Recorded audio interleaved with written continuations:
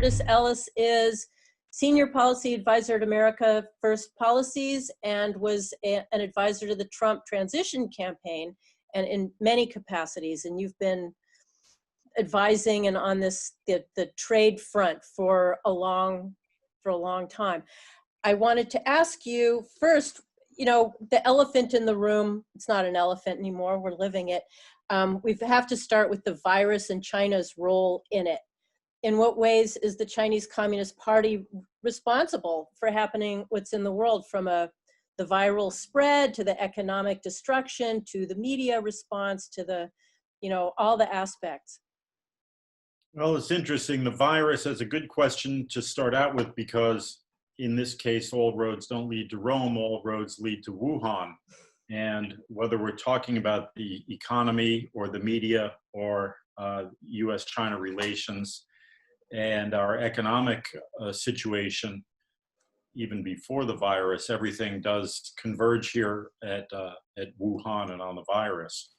As I've pointed out, let me just, before I get to the specific question of how is the CCP, the Chinese Communist Party, responsible for the virus, but on how everything converges around the virus, let's consider that President Trump's campaign in 2016 centered on three issues primarily. One was bringing manufacturing back to the United States, the lousy trade deals that have been responsible for gutting our industrial base and our middle class. China is really the centerpiece and the best example of bad trade arrangements.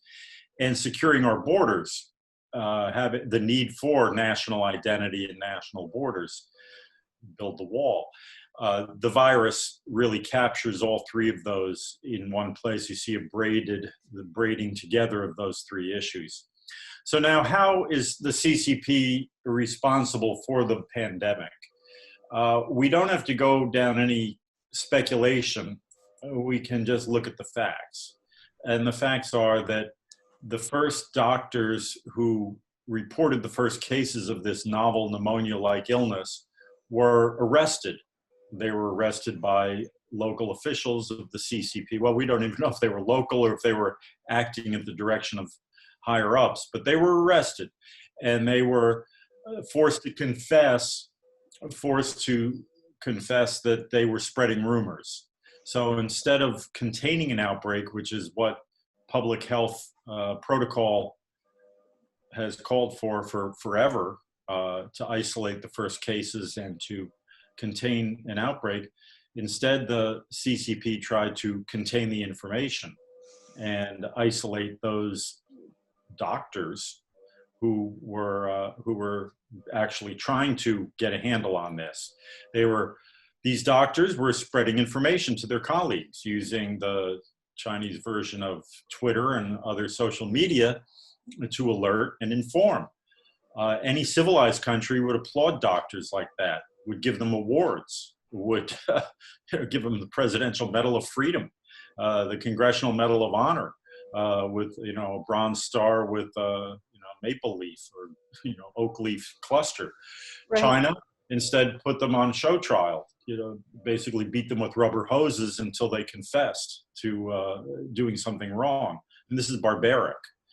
But it only begins there, their culpability. After that, they ordered hospitals to destroy samples of the virus, destroy any evidence of an outbreak. They did not do what they were supposed to do under World Health Organization rules. Article 6 of the International Health Regulations, which all signatory countries agree to, say you are to notify the WHO within 24 hours. Within 24 hours, notify the WHO of any event that could affect global public health. Well, this certainly met that criteria, and they didn't do that. So if you stopped right there, you would say they are culpable and responsible.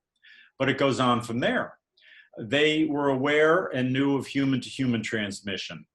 The first cases emerged in late November, early December. They knew of human-to-human transmission, but they lied about that and suppressed that information. They failed to allow international researchers to come into Wuhan to assist in researching. Had they done so, the world would have had a better idea of how contagious this is, how infectious it is, and how lethal it is. You have to wonder, why would they not want that kind of help? The most generous, and I would say bigoted explanation, that the bigotry of soft expectations, is that China wouldn't let them in because they wanted to save face. They wanted to look like they were capable of handling this, and they didn't want to ask for help because it would make them look weak. I think that's really a bigoted attitude, because that's, oh, they're not capable of acting like grown-ups. We were, I'll get to this later, but we welcomed China into the family of trading nations, into the World Trade Organization, and we treated them as if they were grown-ups, and on the premise that they would act like grown-ups once we did that, and it would all be wonderful. Now here we are 40 years down the road in that, and 20 years down the road since the World Trade Organization accession, and we're still saying, oh, well, they're really not quite capable of behaving responsibly, and we can understand that if they didn't want to let our doctors in and the World Health Organization doctors in, it's because they didn't feel, they wanted to save face. That's really, as I said, the bigotry of low expectations. So they arrested the doctors, they destroyed the evidence, they refused to let international researchers in. Then they refused to share biological samples with the rest of the world, which is what we need. We need the actual biological samples of the virus and whatnot in order to develop treatments and develop protocols and get a good understanding, get a handle on what's going on. And they did all that. They destroyed evidence as well. They scrubbed all references. They tried to scrub the internet of all references. And then, knowing that there was human-to-human transmission and covering that up, not telling the world, China started to hoard. They went around the world buying up all of the epidemic control equipment, the face masks, the protective gear, ventilators, and sent it back to China. So they knew they had human-to-human transmission. They suspected it could get really bad in China and they were going to need things. And that's, again, putting the best face on this. And they didn't tell anybody about this. Instead, they went from being a net exporter of this equipment to becoming an importer of the equipment. So you could say, and again, this is based on facts, that they made sure the world would be blindsided by the pandemic because they weren't given the information, we weren't given the information to prepare. And then they made sure the world would be defenseless because they hoarded all the equipment we needed to protect ourselves. So, and if you stopped right there, again, that would be enough. Dai, that would be enough. If you stopped right there, that would be enough to say these people are responsible. But it goes on from there. And now I guess based on these facts, you have to ask certain questions. Did they do this to purposely leave the world defenseless because they knew that their economy was going to be tremendously impacted? They shut everything down, as we saw. And they wanted to make sure that the rest of the world suffered equally. So you have to remember that they shut down flights from Wuhan to the rest of China. All the domestic flights from the hotspot to Shanghai, to Beijing, to Chengdu, every place else shut down, done, no more. However, they allowed those flights, international flights from Wuhan, to continue, even after they knew there was human-to-human transmission. And they instructed the World Health Organization to allow for international travel. The World Health Organization went out there and said there should be no restrictions on travel or trade. So they used the World Health Organization as a tool, as a cat's paw, as their delivery mechanism for these really misleading, as a way to mislead the world. And you really do have to, and now, again, here's some more facts. So when I asked the question, did they deliberately try to cripple the world's economy? Did they try to cripple the West and use the pandemic as a way to do that? This is not pure speculation, because you look at, and I've written about this, and others have as well.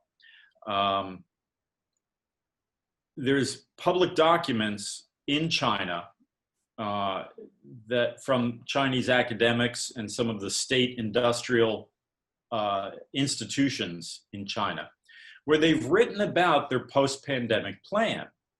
And the Chinese Communist Party has a very specific plan to exploit the pandemic to advance the goals of the CCP, to displace the United States as the world's hegemon, as the world's leading power. And they've written about it. They've written very carefully and clearly, very clearly, that they intend to use the pandemic to further integrate China into global supply chains. Now let's put that into plain English, and how would you operationalize that? As the West's industries shut down and China's industries are back online, because they were the first to get hit with this, shut down, and then open up again. And we see in today's Wall Street Journal that oil usage, the oil demand in China is back to pre-pandemic levels. They gambled, you could say they gambled that they would be back online at the same time, at the very moment that the West was still flat on the mat. They'd be back on their feet when the West was still on its back, and they would use that time, that space, to grab more market share, pick up more distressed companies and businesses in the global supply chains. And we see reports of this already in the space industry, in the private space industry, that there are many small companies and suppliers and producers of launch equipment, et cetera, that are now distressed, financially distressed. I would expect to see Chinese front groups trying to acquire some of these companies. And that's a cutting edge example of the technology, but you're going to see this in more prosaic industries as well, whether it's automotive industry, auto parts, bearings, and the bearings and foundry industries and things like this, the unsexy industries that are vital to any type of manufactured goods, producing them. So we know that China did all of those things I said before. We know that China has a plan to exploit the chaos caused by the pandemic to advance its long-term goals to overtake the West. So that's how China is responsible for this pandemic in a very real way. And you'll notice something I didn't say. I never said anything about engineering a biological weapon. Right. I never said anything about even whether this came from the bats or it came from the lab. That's really beside the point. Now, those questions are still out there. And I could go on for 10 minutes talking about all of the research that was being done at the public record, factual stuff. We know they were investigating coronaviruses. We know they were investigating coronaviruses from bats. We know that. That's out there in the literature. They published papers on it. We know that some of this research was being funded by the U.S. National Institute of Allergy and Infectious Diseases. We know they were doing gain of function research, because that's standard research. That is standard research that's done. We've had people on 60 Minutes working on this research with the Wuhan laboratory saying, yes, we were doing this because we were doing this to be prepared for the next possible pandemic. To which I would say, well, you didn't do a very good job of preparing us for it. So I don't know if that was money well spent. But that's a whole nother discussion. So we don't even have to go there to absolutely 100% confirm the Chinese Communist Party's culpability and responsibility for the pandemic. So, yeah. No, go ahead. Let's turn to Trump now, and then I want to bring these two things together. You mentioned at the beginning that he ran on these three main points, all of which are revealed to be important and as we respond to the virus. We had heard from others that Donald Trump has been aware of the Chinese threat longer than most of us. And can you talk to us about, what he saw as the threat and what he had been doing about it? And then I want to bring it together with, you had talked about all these various issues that you're aware of. To what extent is he aware of them, and how is it driving policy? Right. So, thank you for the kind introduction. I worked on the campaign. I was on the 2016 campaign as well as the transition team. And I was in the administration, the International Labor Affairs Bureau of the Department of Labor. So, in which capacity? I went to Geneva and I met some Chinese envoys there, but that's another story and doesn't really answer your question. President Trump been very aware of the true nature of the Chinese Communist Party and the true nature of the threat that it poses to us. China has been waging economic warfare against the United States. I've been working on these issues for 20 years. President Trump's talked about this even longer than that. In 2011, I with others, founded an organization called the American Jobs Alliance to fight against the sovereignty-eating so-called free trade agreements, which are really not free and they're not about trade. It's a managed cartelizing of the global economy, of the world's economy. And it's not free, it's managed, and it's not trade, it's really labor arbitrage and investment management on an international scale. But the very first news item we put up in 2011 on that website was Donald Trump, President Trump, not President Trump, pardon me, Donald Trump slamming China's destruction of the American economy and saying we have to get tough with China. 2011. And he'd been talking about it before then.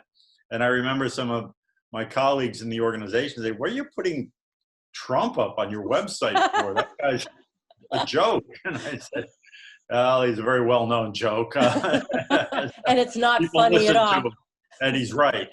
He's right. And people listen to him and they know who he is. They don't know who Curtis Ellis is, but they know who Donald Trump is. So let's go with it. So I prevailed in that argument. So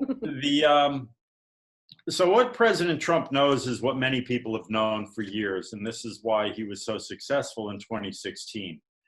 I've been working on these issues for 20 years, and you go into the industrial parts of America, whether it's Western New York and Buffalo, or Michigan, and Pennsylvania and Ohio, Minnesota, people are used to work in factories, but there are no factories anymore, and they know where those factories went.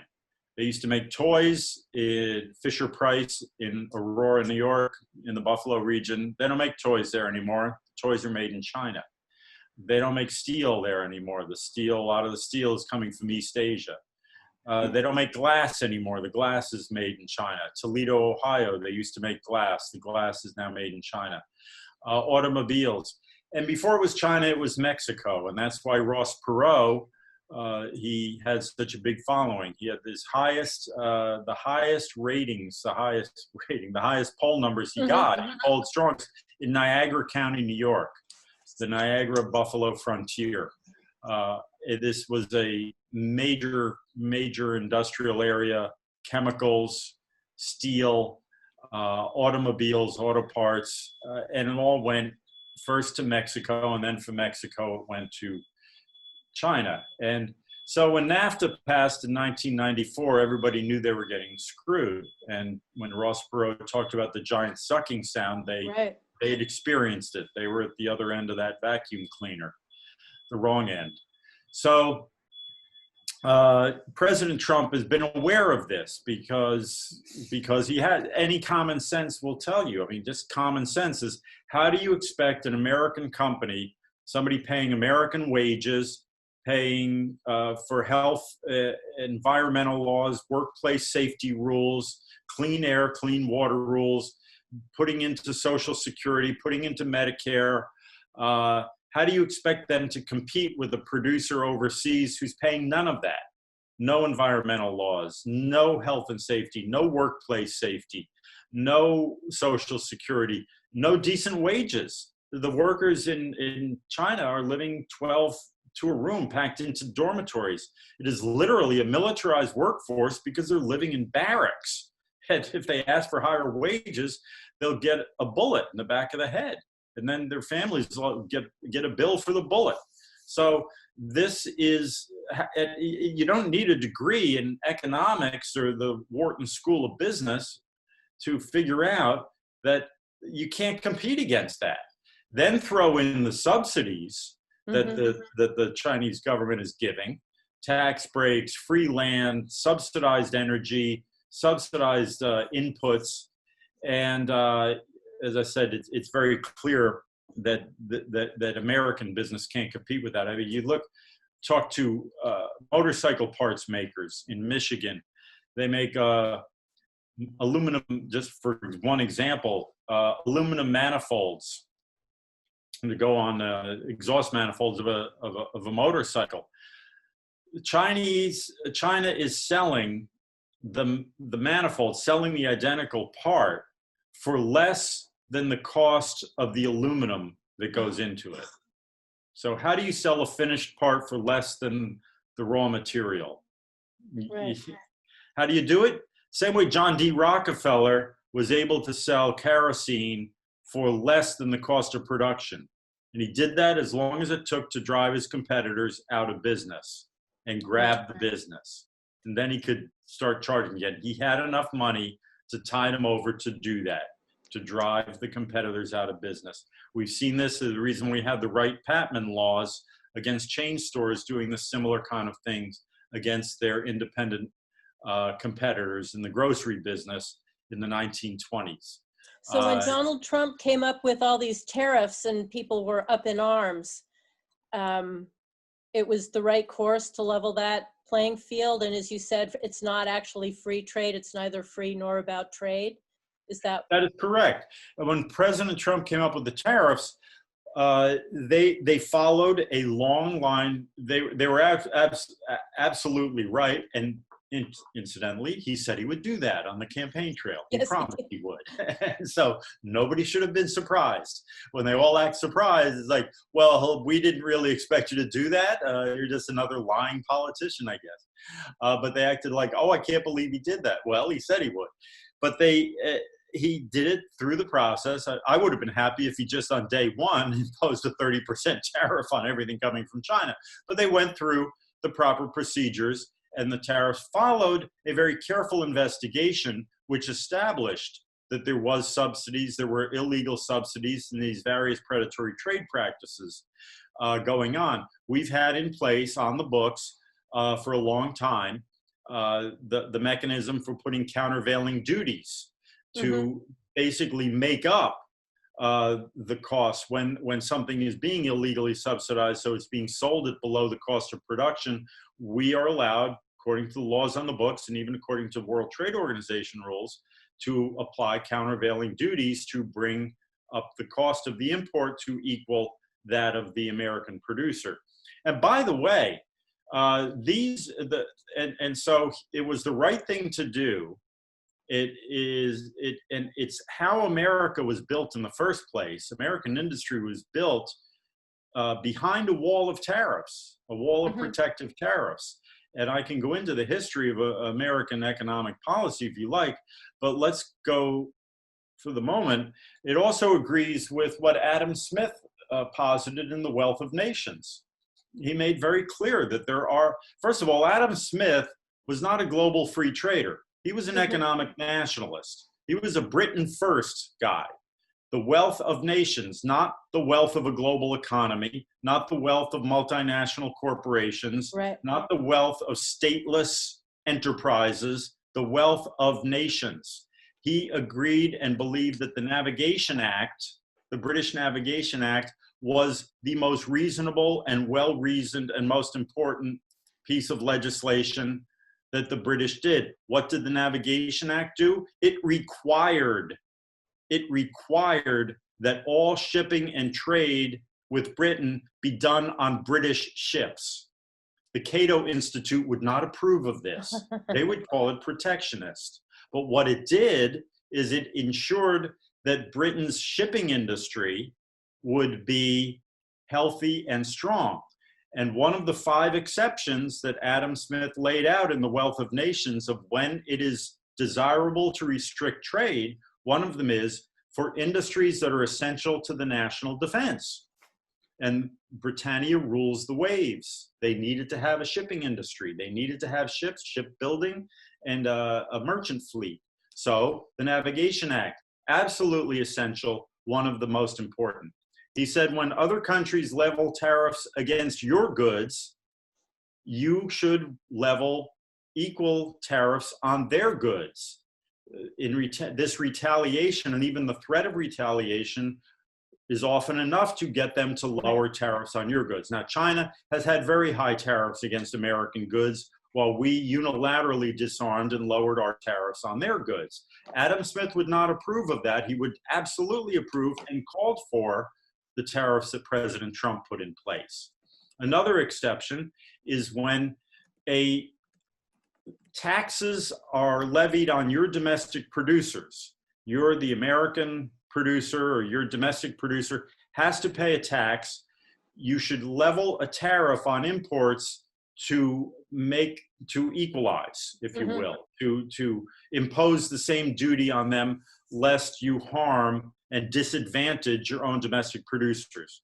It is very reasonable, and anybody with common sense can see that the taxes on American goods, whether it's to support our schools, our infrastructure, our roads, our clean air laws, our health and safety laws, our Social Security and Medicare laws, these are essentially taxes on American producers.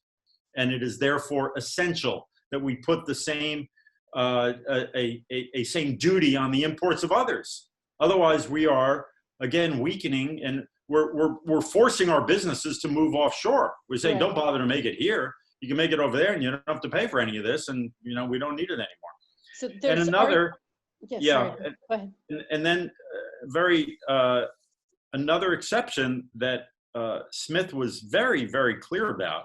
He said, you can't have a surge of imports because this will disrupt your society. You'll very likely throw a lot of people out of work through a surge of imports. So you're gonna, if you're going to lower your tariff, you're going to want to do it slowly over a long period, so you don't have a flood of imports that will leave people unemployed without subsistence.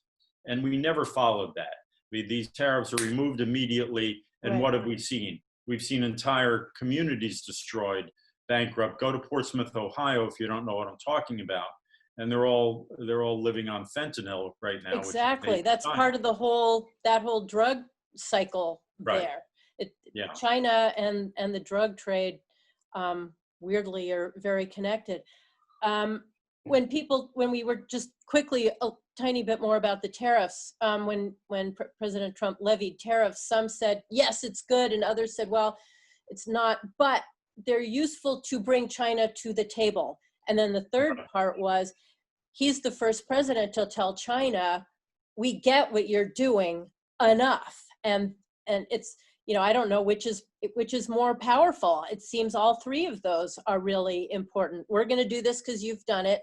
We're going to bring you to the table, and we get what you're doing. And this is pre-virus. This is right. Just I would say that I always personally, I'm speaking personally now, not well, not, I don't have a position in the administration, so I don't speak for the administration. But I think the idea of using the tariffs as a way to bring China to the table, to me, is the least convincing. I mean, that makes sense, and it's certainly true. But I would rather we bring the industries back here. I'd rather we rebuild this wall of tariffs and become self-sufficient and bring the jobs back here. Pay Americans more, and they can afford to pay more for the goods. Rather than getting a whole bunch of cheap stuff from China, having us dependent on the goodwill of China as to whether they're going to export to us, right? I mean, that's not a good place to be. Adam Smith would not agree with that. Nobody should agree with that. And that's not, the founders of this country wouldn't agree with that. George Washington and everybody was very clear that we could not be truly independent if we were dependent on foreign sources for our goods, for our manufactured goods. At that time, it was cheaper. Britain was the workshop of the world. The same way China is the workshop of the world today, Britain was the workshop of the world. And a lot of people were saying, even Thomas Jefferson at first said, well, we should just farm and grow things and buy let the workshops be over there, and we'll buy our finished goods from there. He came around and realized that's a disaster. Right. George Washington, Alexander Hamilton knew that was a disaster. And Jefferson and James Madison, they came, and James Monroe, they all came around to that belief that we could not be truly independent, and that we must, unless we made things ourselves, we had to. And that was the policy that ruled America right up to the 1930s, with a few brief instances. So yeah, it's great, tariffs, great to bring China to the table, but really the long-range goal, and this is what I was talking about when I went over to Geneva with the International Labor Affairs Bureau, and this is what Peter Navarro and I have talked about for a long time. The goal is to bring the supply chains back, not to bring China to the table. It's to bring the supply chains back to America, bring the factories and the production back here. Right. So that's really what we need to be doing, and that would get us. We can talk about that as. That's sort of the next step, and I think that's what everybody's eyes have been opened to by the pandemic, the absolute need to do that. Another silver lining. The Communist Party has had the Chinese Communist Party, let alone ours, has had their hands in the US through our economy, national security, the supply chain. We know this, but also the world through the WHO, the WTO, and you're advocating that we cut ties. So it's not just the US, it's not even just the West. Their tentacles are global through these global organizations. What are those ramifications, and what are, aside from cutting funding to WHO, what are we doing about that? Right.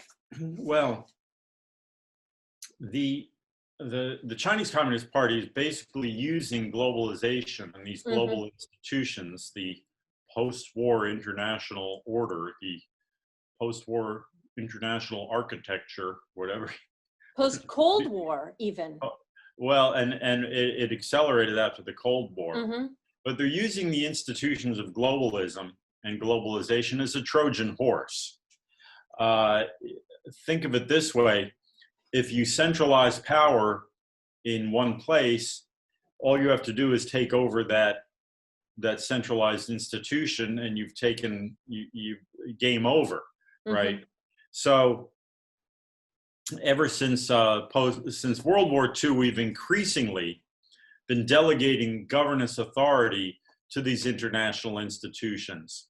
The World Trade Organization, and before the GATT, General Agreement on Tariffs and Trade. Right. This was setting economic policy for America. It was setting trade policy, foreign trade policy, and tariffs and duties and international standards and things like that. So we delegated to that organization our trade policy. We delegated, the goal with the Paris Climate Accord was to delegate our environmental and our energy policy to an international authority. All of the other bilateral trade agreements, the host of these, I can't, you're holding something, Mark's holding something up and I couldn't read it. So I don't know if that was meant for me. So he might be taking a picture. I see. Okay. So well, we've delegated all this decision making to the United Nations and its host of organizations and the World Trade Organization, all these outfits in Geneva.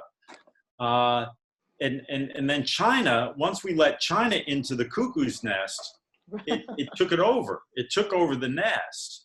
China now controls 15 organizations in the UN universe. The World Trade Organization didn't do anything to enforce the rules when China flouted the rules. And we saw what happened with the World Health Organization. Mm-hmm. It was basically taking orders from Beijing. Don't say there's a pandemic. Don't say there's human-to-human transmission. Don't say any of this stuff. Just let it all go, and we'll do whatever you say. And let the world be surprised when it all falls apart. So China is now in the interesting position of pretending to be the champion and the defender of globalization. Well, they should be, because they benefited from globalization as we've given up national sovereignty and given up our own domestic manufacturing capacity and assets. We've given it up to China, and China is now benefiting. But rather than saying Beijing saying, well, our goal is to be the #1 power in the world, instead they're saying our goal is to have a harmonious globalization order, and they happen to be the top dog in that order. So, it's very interesting. I was going back and doing some research, and you look at the World Trade Organization was founded in 1995. We let China in 2000, and that really took off at that point. But go back to the 1950s, Mm-hmm. the late 1940s. Washington wanted to set up the International Trade Organization. There was a conference going on in Havana to establish an international trade organization which would do exactly what the World Trade Organization came to do. And they couldn't get away with it. It could not pass the Republican-controlled Congress at the time, and Harry Truman ended up withdrawing it. And the arguments that were leveled against the International Trade Organization are very interesting. You hear the arguments that were made by its opponents, and they say, what we're doing is the United States is giving up its sovereignty. Right. It's merging. The goal of these trade agreements is to merge our economy with the rest of the world. We will not have an independent economy anymore. Our economy will be merged with the rest of the world. And then you go back and you look at George Ball's testimony in front of the Joint Economic Committee of the United States Congress in 1967. It was the summer of love, baby. It was June 1967. And George Ball and that other famous globalist, David Rockefeller, testified before the Joint Economic Committee of Congress, and they laid their cards on the table. George Ball, who had been Under Secretary of State under Johnson and Kennedy, and went back to Wall Street, came from Wall Street, went into the government, went back. He said, look, the goal here is we want to empower the multinational corporations. The multinational corporation's greatest invention in human history, and we want them to be able to operate. What they do is they take the resources from country A and combine it with the resources of country B and the labor of country C and sell it in market country X, and they can change it anytime they want. And they can, change the decision tomorrow and do it a different way. And we want to empower them to do that. We want to make them able to do that even better. They already are thinking as if there are no national countries, no borders, and we want to make that a reality. They said that. We want to make that a reality. The goal of the United States policymaking should be to take the imagination of the corporate executive and make that a reality, where they are operating as if there are no constraints of what he called parochial national interests. Right. Parochial national interests, and he wanted, again quoting, an erosion of national sovereignty. That was the goal. This is another piece of all the globalist stuff that happens, but you've mentioned how the media is part of this global conglomerate, much of which is held in the hands of China. Right. Universal and Disney and right. So there's this complicity by the media, obviously, because they're beholden to China. Exactly. And this is interesting. I'm glad you brought it up. So let's get off of 1967 and let's look at today now. Mm-hmm. So China has benefited from this. So George Ball and all these people, they thought they kind of assumed that America would always be the one in the driver's seat, that they would be the we'd be the ones in the C-suite in these global corporations, and so our values would be the ones that would prevail globally. Well, it didn't quite work out that way. China has now become increasingly dominant in the global supply chains. And they're the railhead, you might say. And it's the Chinese Communist Party values which are starting to hold influence. Now, with the, and their influence, we've seen how they influence, we've seen how China has influenced the National Basketball Association. They basically squeeze you. They say, don't criticize us or you're not going to be able to do business, and it's going to hurt your bottom line. You're not going to be able to do business in China. I'll get to the media companies in 1 second. When we let China into the World Trade Organization in 2000, it was business interests that drove that. The record is very clear. The US-China Business Coalition was being run out of the White House by President Clinton and the US Chamber of Commerce. They were dictating, we need this permanent normal trade relations with China, get rid of the annual human rights review, bring them into the WTO, everything is going to be great. And what China has often done, and this goes back to classic Chinese military strategy, is you use people in the enemy's camp to influence the enemy, to win. So they used American business interests to advance their own. China was not lobbying to come into the WTO. They used global executives and executives of the business corporations to lobby for that. So now we see they're doing the same thing in the media. And they're not used, they're not, nobody, look, people read the Global Times, they read People's Daily, they read China Daily, but the editorials in Global Times are not what carry sway.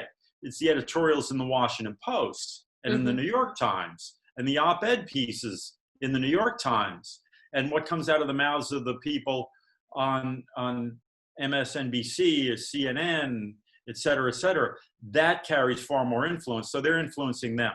Now let's look at the media. So you've got the Washington Post is owned by Jeff Bezos. Jeff Bezos, Amazon, most of that stuff is coming from China. It's made in China, being shipped from China, and it's not labeled made in China. Right. Today, Tammy Baldwin and Senator Tammy Baldwin and Senator Rick Scott have just introduced a bill, S3707. I direct everybody's attention to this, S3707. It would require Amazon and every online seller to disclose where is the seller located? Is it a Chinese, an American seller, French, British, where? And where are the goods made? It would tell you where the thing you're buying, where is it made? Country of origin for the product being sold. That way we can make an informed decision. Do we want to buy the TV made in China or the one made in Taiwan? Because unfortunately there aren't any made in America anymore. Sorry, folks, but that's the reality. So S3707, very key. So Jeff Bezos, Amazon, he's made a fortune off of dodging our tariff laws, using the de minimis exception to bring stuff into the country tariff-free, as if you were carrying it in your carry-on bag coming in through the airport. And when we know he's bringing it in by the boatload from China. Right. Now, ABC, owned by Disney. Disney has theme parks in Shanghai. It has a Disney theme park in Shanghai. They also have a movie studio that likes to sell its movies in China and the merchandise, the, Little Princess and Frozen and whatever that latest movie is about some Chinese princess or something. NBC, Universal Pictures, they have big monetary interest in China. Again, selling their pictures, their movies in China. CBS, Viacom, Paramount Pictures. So it used to be under the FCC laws that foreign interests were not allowed to own American broadcast properties because we were concerned at that time about foreign influence on our mass communication. Well, China has done essentially sort of a reverse takeover, inversion, right? And it's like they didn't buy our companies, but they grabbed the company's financial interest. So, I would recommend that they break up these companies. That if you're going to own a television network, you can't be owning properties and have your revenue streams be coming from overseas or specifically not communist China. And so much of the newspaper business, it's changed a lot in the last few years. So I haven't updated my thinking on this, but I've been fighting these battles for so many years. The newspaper industry used to be supported by advertising, and the display ads were all from department stores, and the department stores were totally reliant on the import lobby, imported goods. So they were the National Retailers Federation, the National Footwear and Apparel Federation. This is all the import lobby. They get everything from China. So they're opposed to free trade. Their department stores are selling this stuff, advertising in the newspapers. The newspapers know where their bread is buttered. Right. And so they're reflexively in support of, so-called free trade. So our media has been compromised. And again, what China does is it doesn't put out necessarily a hard pro-Beijing line, but it uses the line of globalization is good and we need global collaboration, and that Washington and Beijing must cooperate and collaborate on the problems that face the world, because these are global problems now. And you hear you see the op-ed writers in the Washington Post saying this, even the editorial board saying this. You hear commentators on CNN and MSNBC saying this every day. They're parroting China's line. They're using Beijing's using globalization as the Trojan horse to advance its own interests. And, as I've written, you look at CNN. CNN on New Year's Eve, they don't play Old Lang Syne. For those of us old enough to remember Guy Lombardo playing Old Lang Syne on New Year's Eve. No, they play Imagine. They play John Lennon's Acid Trip. Imagine there's no countries and there's no religion and there's no nothing and the whole world's going to be free. NBC sponsors the Global Citizen Festival. NBC is a sponsor of that, and they air it. Now, Strobe Talbot, who was Bill Clinton's Yale roommate and then went on to be Deputy Secretary of State in the Clinton administration, he wrote in Time magazine in 1992, he wrote that within 100 years, nation states will not exist. They'll be gone. It's an antiquated mechanism, be gone. And the concept, which is now just a vague concept of the global citizen, will become a reality. That was 1992. Fast forward to today, and you've got MSNBC and NBC pushing the Global Citizen Festival. And you've got CNN imagining there's no countries. Right. And you've got all the commentators talking about we need global collaboration. It's a bad, Orange Man bad, the Trump tariffs bad. He started the trade war. No, China started the trade war 40 years ago. And we must have cooperation with Beijing on the problems that face the world. The reality is Beijing and the Communist Party of China is the problem that's facing the world. That's the problem facing the world. We do not collaborate with the enemy. And collaborators get their heads shaved and paraded through the streets of Paris. At least that's the way I remember history. Well, the left is the left, isn't it? I mean, be it here or there, and there's the passion for globalization, for globalism, for imagine, you know, Lenin's thing. That's the left, no matter where you are. But it's interesting to see what happened in Europe with the virus, just to veer a tiny bit, then I want to come back. The EU was trying to erase all national borders. The virus hits, and all of a sudden, each nation is acting in its own nation's, at least according to their, you know, what they see as their nation's best interest. They're having borders, they're having their own rules, they're having, some of it's obviously way over the top and horrible, but nobody's looking to Europe. Nobody's looking to Brussels for how to, you know, deal with anything. Exactly right. See, this has shown that's a great point, Karen. The pandemic has exposed the follies and the fallacies of globalism. When push comes to shove, every country is going to look out for its own interests. It wasn't just China that put,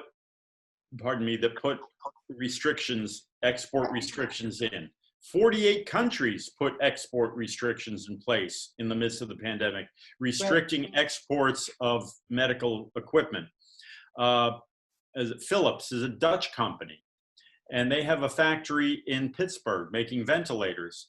And they were afraid that President Trump would put export restrictions on those ventilators coming off the assembly line in Pittsburgh because they wanted them back there in the Netherlands. They didn't want them to go to the people of the United States who might need them.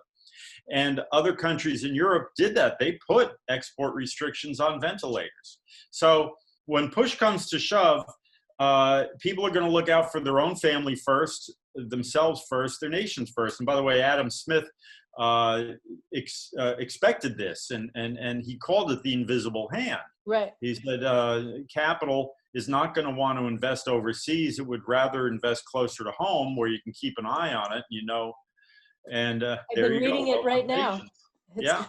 And the example he uses to describe the invisible hand working to the benefit of everybody, even though that wasn't the intent, the example he uses is how owners of capital will invest at home rather than sending it abroad where it'll be under the control of a strange government, and you know they don't know what's going to happen to it. So they'll invest it at home, even if they don't make as much money as they could possibly make by investing it abroad. He said, and in this way, it will benefit all of society, though that certainly wasn't their intent.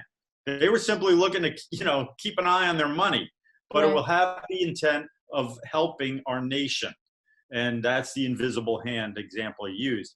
But so nations are the natural state of things. When you get to a crisis like we just saw, everybody looked out for themselves, and it exposed the folly of this. Now, let me quickly say that this is the silver lining, as you said, of the pandemic.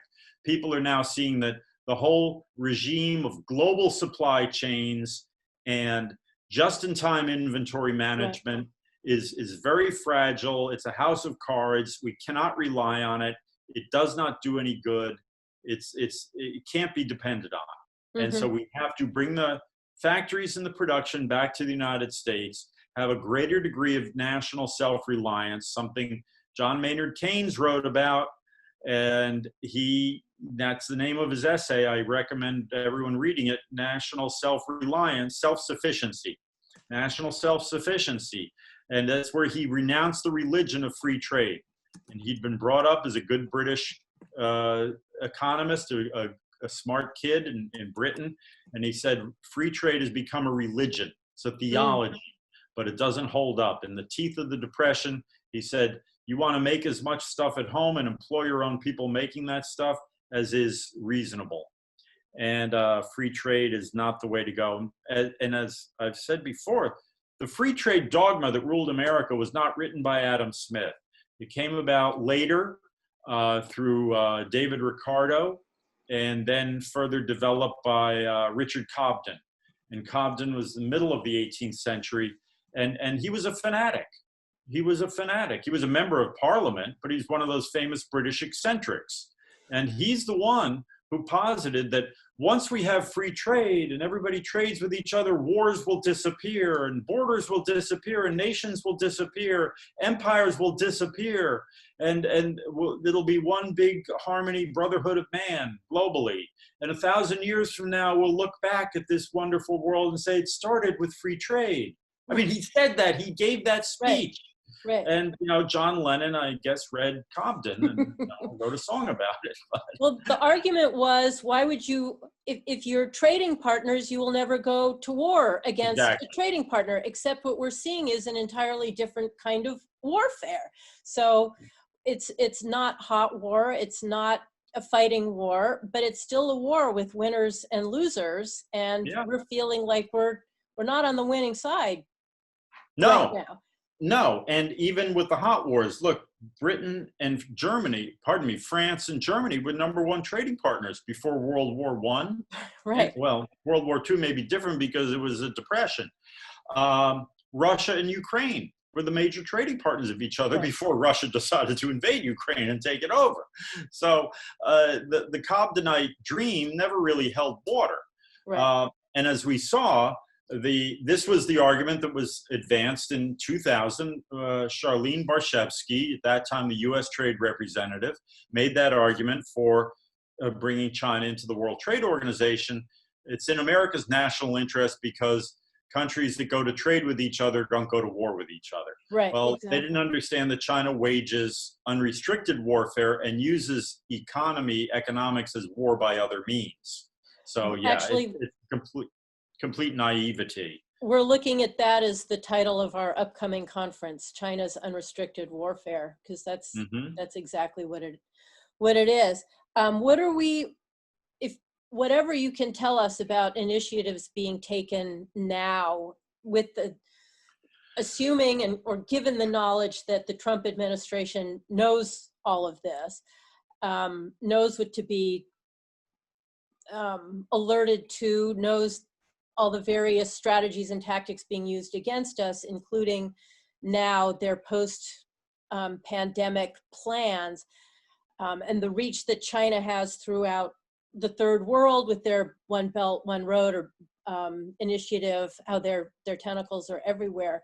Can you tell us what this administration is doing to not have us on the losing side of this? Yes, thank you. So there's a number of there's just a raft of legislation in Congress that's been introduced in Congress to incentivize American companies to come back to the United States, to move away from China and come back to the United States. Marco Rubio just introduced another piece of legislation that would penalize companies doing business in China, increasing taxes of profits made in China. So American companies that are manufacturing in China would pay a higher tax on that portion of their earnings that came out of China. But in a more positive sense, there's other Josh Hawley, Tom Cotton, and others have introduced legislation specifically targeting the medical supply chains, the pharmaceutical industry. There's an executive order rolling around the White House, being bounced around, that would do a few things. It would use the purchasing power of the U.S. government to incentivize production in the United States, again, on pharmaceuticals we're talking about. So every time the Department of Defense, Department of Veterans Affairs, and HHS, Health and Human Services, goes shopping for medicines, they would have to buy American. This would all be post-pandemic, so it wouldn't disrupt what's going on right now, but so it would be phased in. So there would be that pull, right? Here's your guaranteed market, build your factory. What comes out of the factory, there's a buyer for it. You don't have to worry about that. It would also have deregulation, a deregulatory aspect to it to get rid of burdensome regulations. So that you build that factory, you're not going to be waiting 20 years for approval, and then get taken to court by every NGO and Soros-funded operation and state attorney general and weirdo governor that and independent group possible. And then it would particularly incentivize advanced manufacturing. So we go to the next generation of manufacturing. We're not trying to get back the factories we lost in 2004. We're going to build the next generation of manufacturing. So that's an executive order that Peter Navarro drafted, and that's in the works. There's the usual suspects are pushing back on it.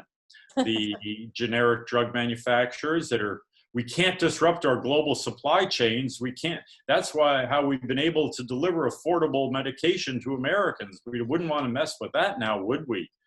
And then there's Larry Kudlow is out there today saying that let's cut the corporate tax rate. You build a factory in America, instead of paying 20% tax, you pay 10%. I'd say lower it to zero myself. Let's give them, let's give everybody the full. Then there's talk about having a $25 billion fund to companies could use to help, relocate, moving costs, if you will. Japan's doing that for its companies. It's providing moving costs to move Japanese companies out of mainland China. Government financing, I think, is a very interesting way to look at this. Look, Wall Street's a big part of the problem. They encourage companies to move to China in the first place.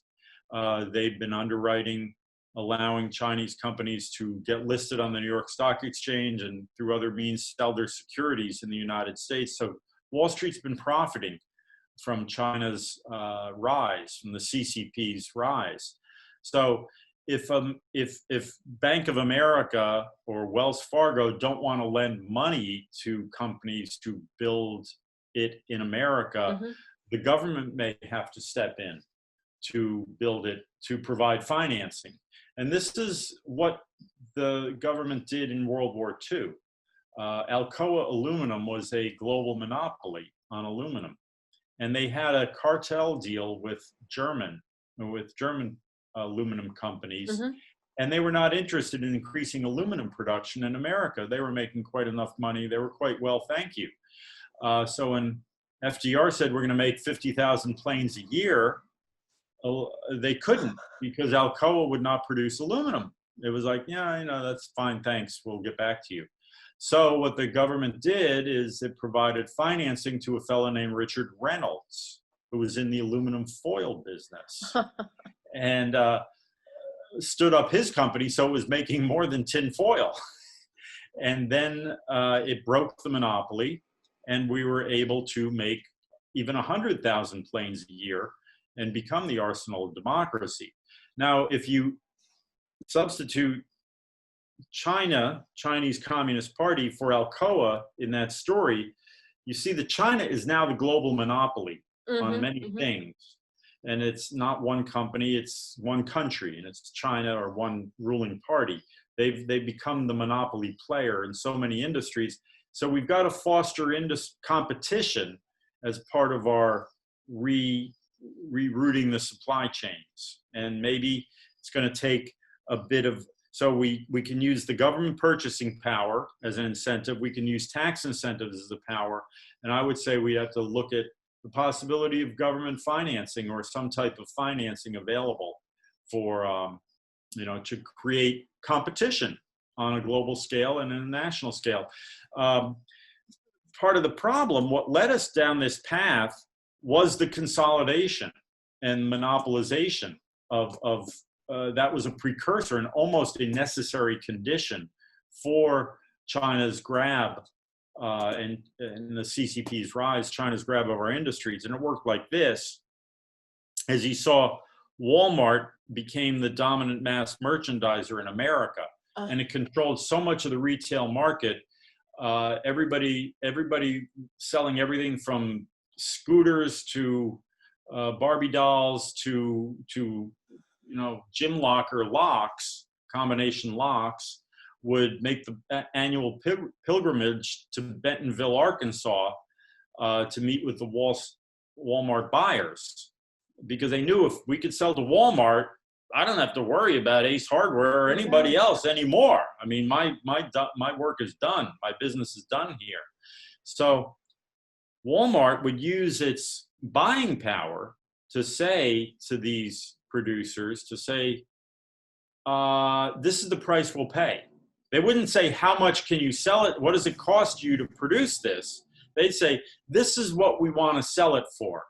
To get people through the door, we're going to offer them a lock for, $1.98 or whatever the price.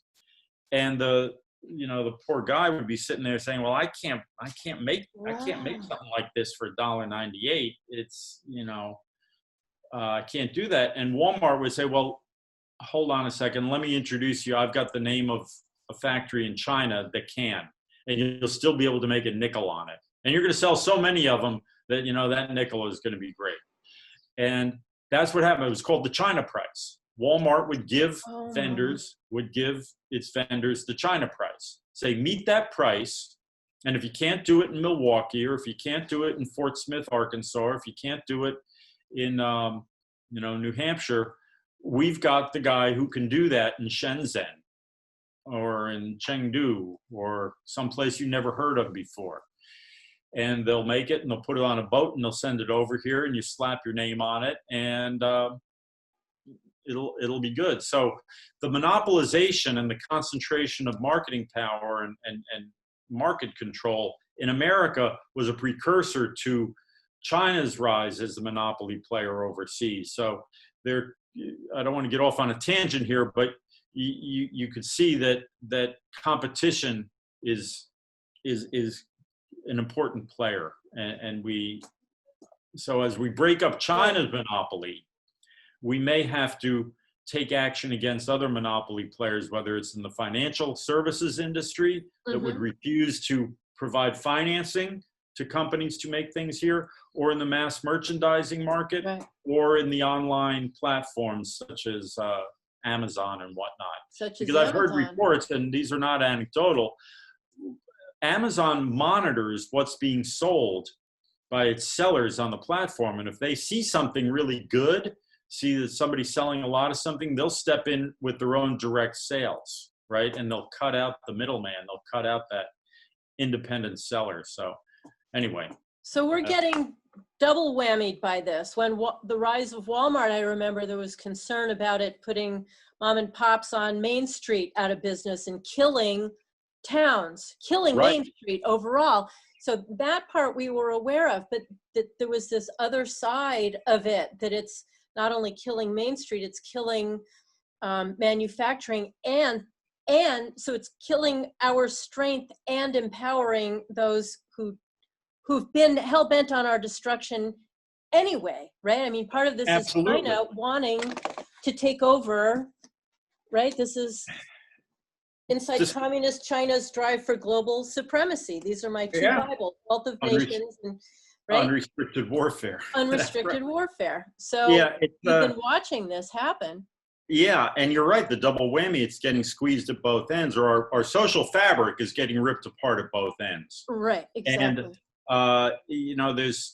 I picture it in my mind because I saw this. I went to upstate New York, Western New York, which, as I said before, the Buffalo Niagara frontier was a great manufacturing area.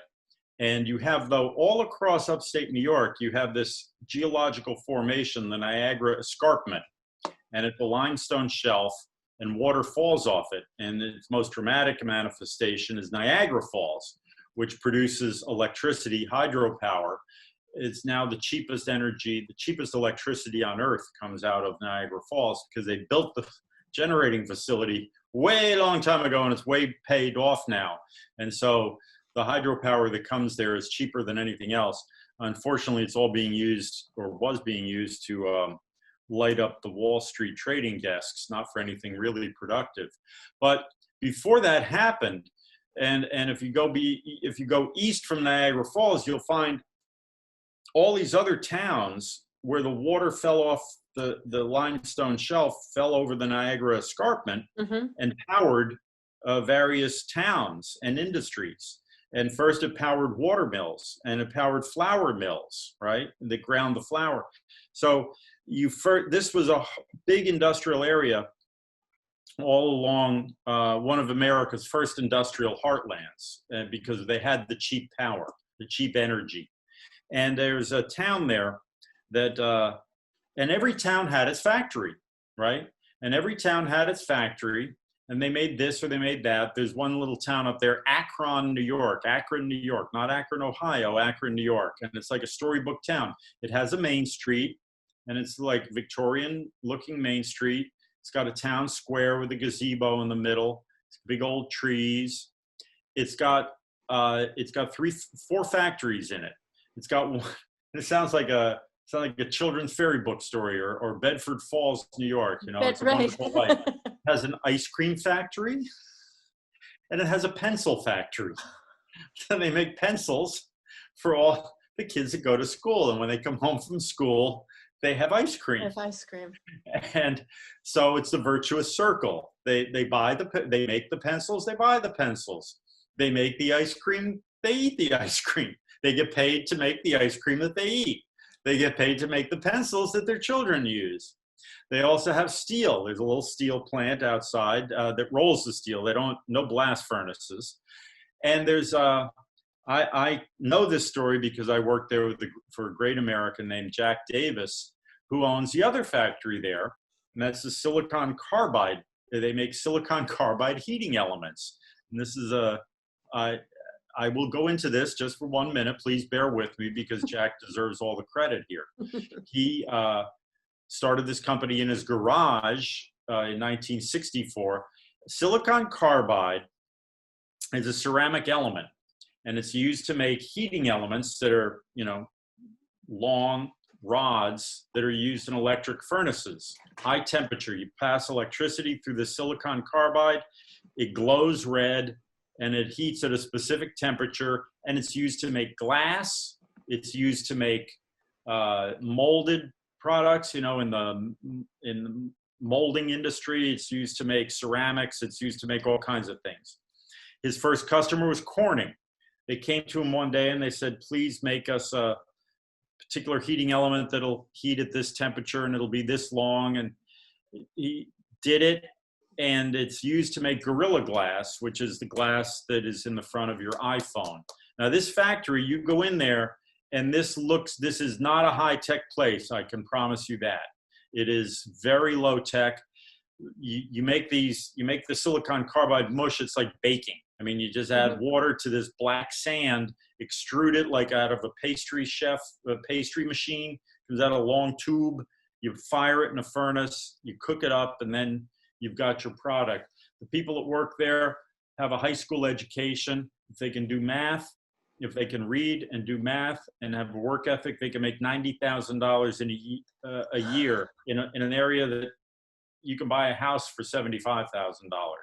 It's the old days. It is Bedford Falls. And that's the way America used to be, right? And that's and Jack would not sell his company. He got many offers. He beat Carborundum. He beat Union Carbide. They went out of business, the global conglomerates. In this latest pandemic, he did not have to shut down because his is the only company in the Western Hemisphere that makes this product. And he has refused to sell his company because he knew what would happen. Somebody would buy it. They'd take the technology. They would do it in Asia, and it would destroy his country. And he loves his country. It's an asset. He sees his company as an asset to his employees and to the community and to his country, as well as to himself. And now he's retired, and he wrote a covenant, and that the employees own the company. Wow. And it cannot be sold until it has lost money for 5 years. He wants to make sure that even after he's gone, nobody's going to sell this to the Chinese. Wow. Do you know of other companies by any chance who were resistant to? Well, there's another one that hopefully I'll be visiting at the end of the month. Penn United is in Western Pennsylvania in Butler County near Pittsburgh. and they make precision parts. And they're employee-owned. I don't know the details of it, but it's an employee-owned company. And they make precision parts for various industries. And they had some orders, and they were involved in the ventilator surge production. They were making parts for ventilators in this latest surge. So, what about the partisan divide? Have you any thoughts on the partisan divide in all of this? I was surprised to hear you mention Tammy. Tammy Baldwin. Yeah, I wanted to say Bruce. I know it's not Bruce. Tammy Baldwin, who's Democrat from Illinois, right? But she's a veteran. But that's the funny thing. In many ways, it's really terrible what's happened with the Trump derangement, because this is not a partisan issue. And my own experience over the years is that it has been bipartisan. There's been bipartisan opposition to the free trade, just like there's been bipartisan support for it too. Mm-hmm. There's been bipartisan opposition, recognition of the damage that China has done. With that fellow Jack Davis, who I was just describing, he ran for Congress a couple of times, and he's a Barry Goldwater type nice poster you have there. But he ran as a Democrat, for Congress, and he was endorsed by the United Auto Workers, and all the Democrats came on board. He was also endorsed by the John Birch Society, so that shows how bipartisan this is. Right. And Sherrod Brown used to be very outspoken on these issues, and I actually in 2005 did a press conference calling out China's currency manipulation, the manipulation of its currency. I did a press conference with Chuck Schumer. So inconceivable. Talked a good game about this. Yeah. So this is and it's very disappointing to me that we don't see more Democrats speaking out on this, when we see Tom Cotton and Josh Hawley and folks like Marco Rubio stepping forward on this. And Rubio used to be a free trade guy, and he's changed his tune 100%, 180 degrees. And I'd like to see, where are the Democrats? Where's Sherrod Brown? Why are they taking this reflexive action? Well, if Trump's for it, I'm against it, or I'm just going to right? not open my mouth. It's binary. I think you would. I mean, they supposedly don't believe in the binary, but when it comes to this, when it comes to Trump, they're very binary. So they're very binary. Oppositional, what is it? Defiance disorder. Trump, right? Like, I mean, it really is. It's a 2-year-old's knee-jerk reaction. Any signs of? Well, I guess, is there anything we can do as individuals? We've talked about, among us, always asking if something is made in China, and so on. Is there any leaning on something that we can do? What do you suggest? Well, let's see. There's this. I've got. Yes. Where do we find those? Okay, getoutofchina.us. Getoutofchina.us. This is sponsored by the organization that Jack Davis started, the American Jobs Alliance, that one I was telling you about.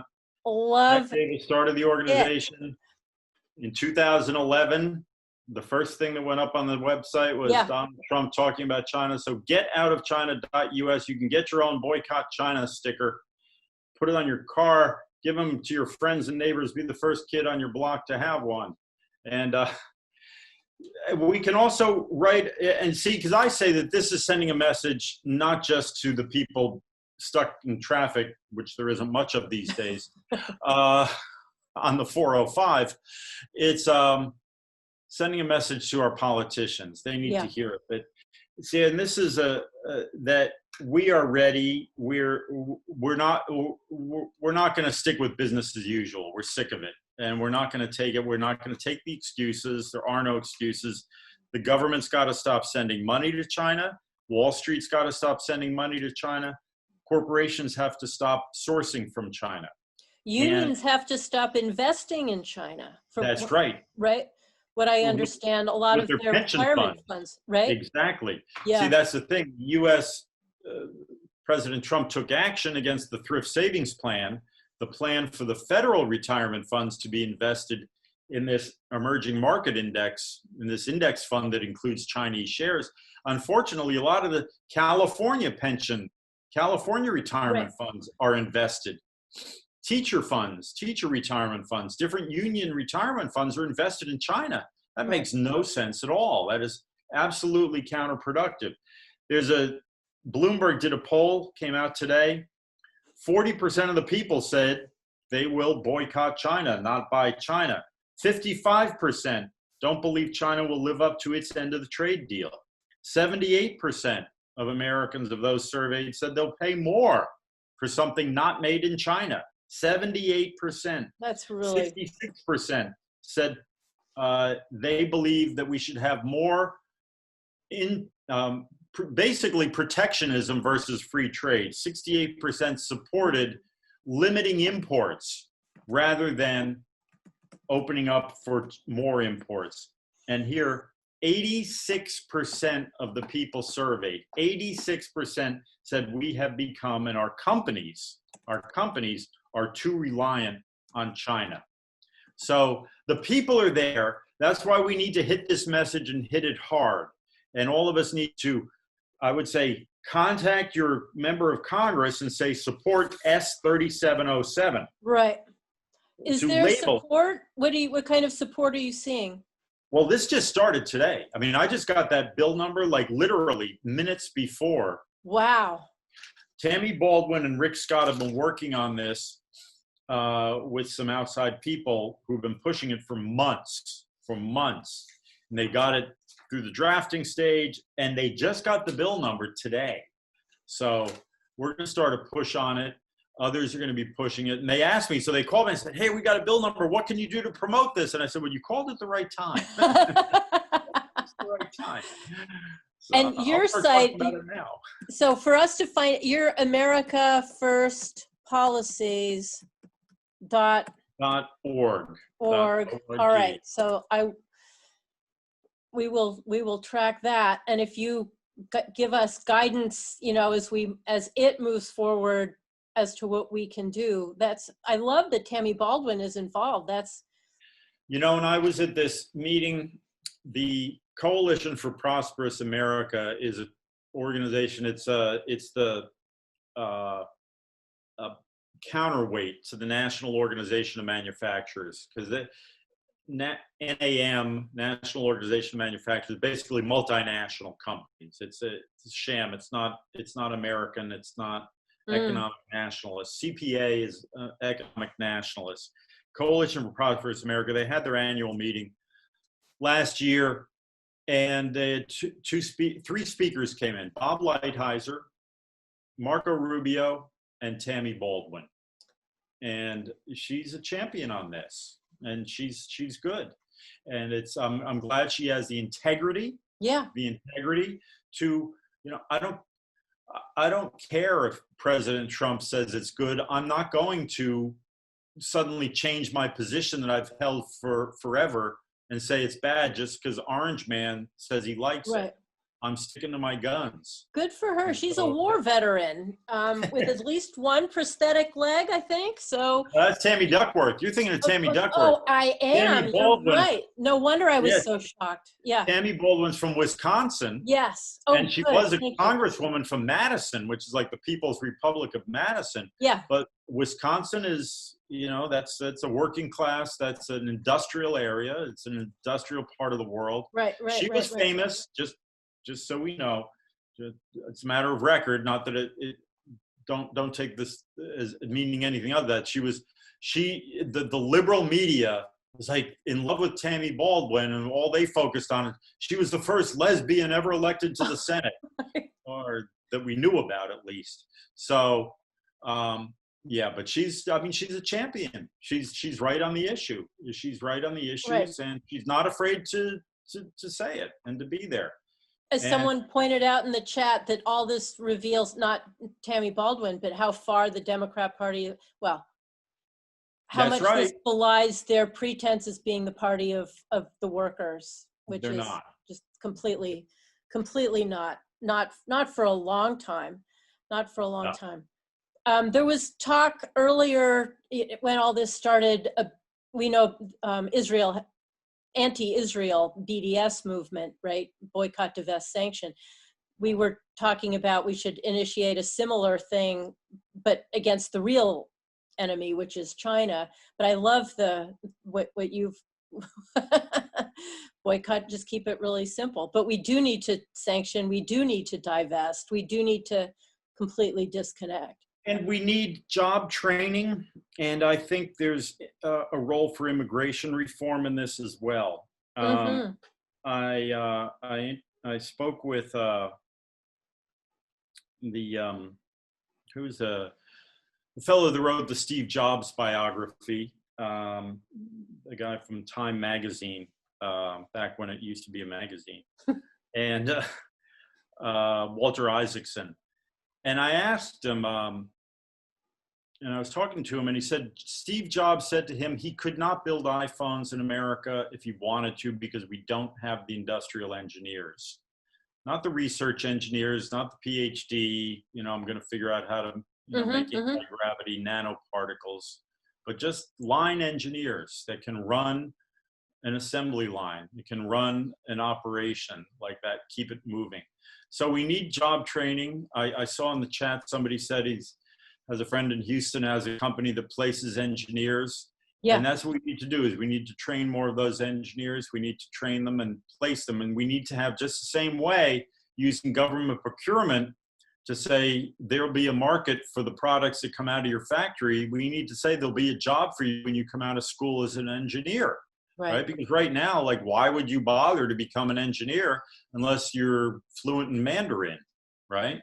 So there's a lot of moving parts here that intermesh, but it can be done. And that's why I say with immigration, it's interesting. We don't need more low-skill immigration, and we don't need more H-1Bs.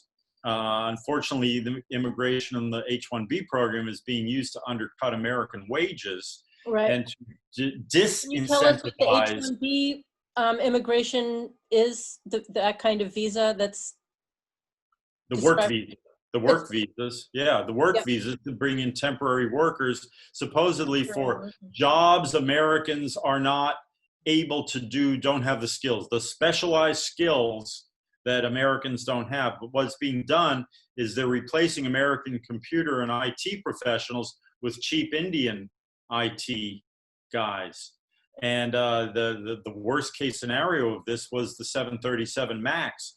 The software that was written to run that airplane was being written by these Indian engineers, these Indian software guys who had no experience in aeronautics whatsoever. And was that the problem? Really? That was one of many problems. Oh, what a nightmare for Boeing and all of us. Yeah. Really?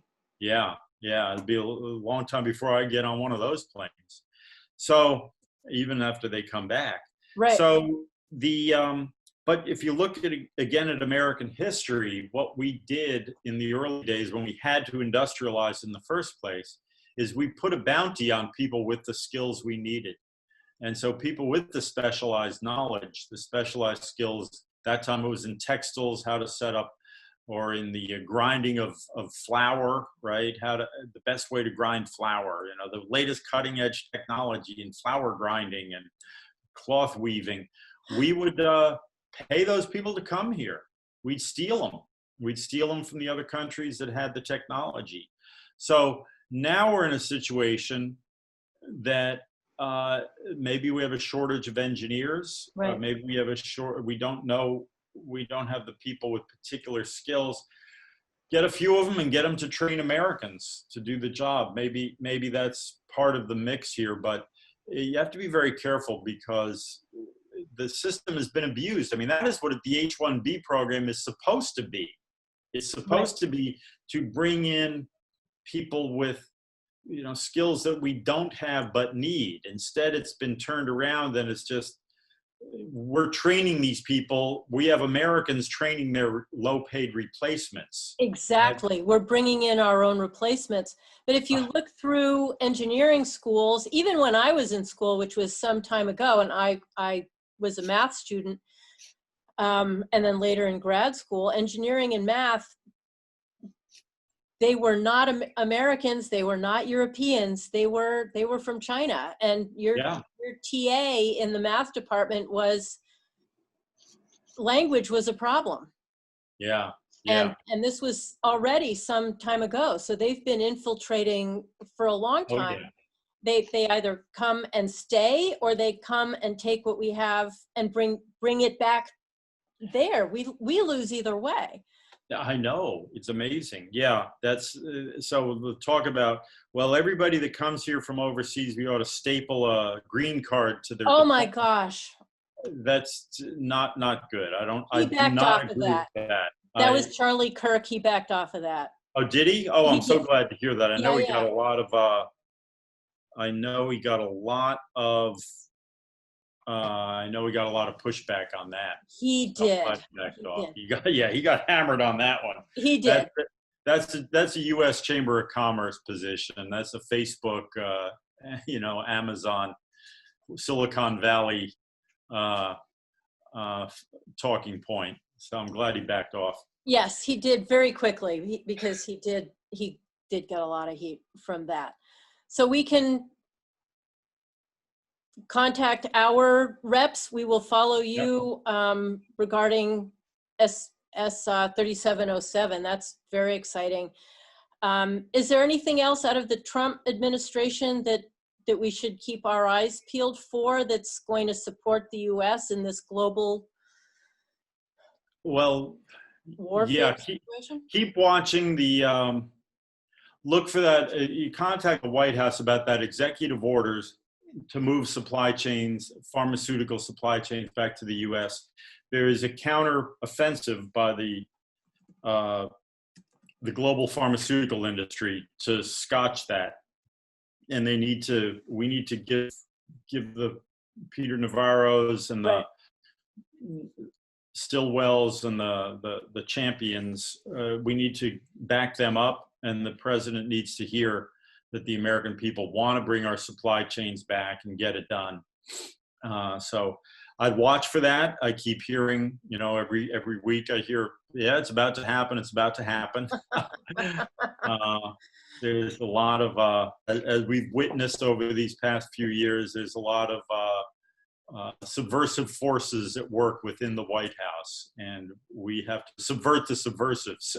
So, again, is that bipartisan too? Oh yeah. I mean, there's the deep state knows no party affiliation, right? It was George H.W. Bush who talked about the New World Order, right, and the erosion of sovereignty, and we're beyond. So in John Lennon land. Yeah, you were in John Lennon land. Yeah. So that's, let's see. So that's what I would say. There, the people who talk about collaboration with China, and they're just collaborators, So. Right. Actually, you mentioned, if I may, I thought this was really fascinating. You said it's not appeasement anymore, right? We used to call it collaboration, and there's 4 kinds. The vested, which you talked about a little bit, the weak, the prejudiced, and the moderates, which you said are the most dangerous. Can you? Yeah, so the moderates, the vested we talked about. The weak are just people who are afraid of a fight. No. These are collaborators with China, by the way, just to. Yes. Right. And the moderates are the people who say, well, let's be reasonable. And they're the ones who are sort of in this John Lennon Never Never land. Right.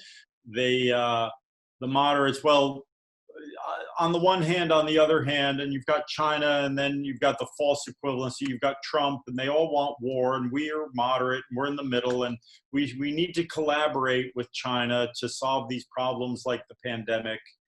And let's never mind that they started the pandemic, and we need to collaborate with China on global warming. Never mind that it's China that's pumping burning coal like it's going out of style and pumping more CO2 into the oxygen than anyone else. Right.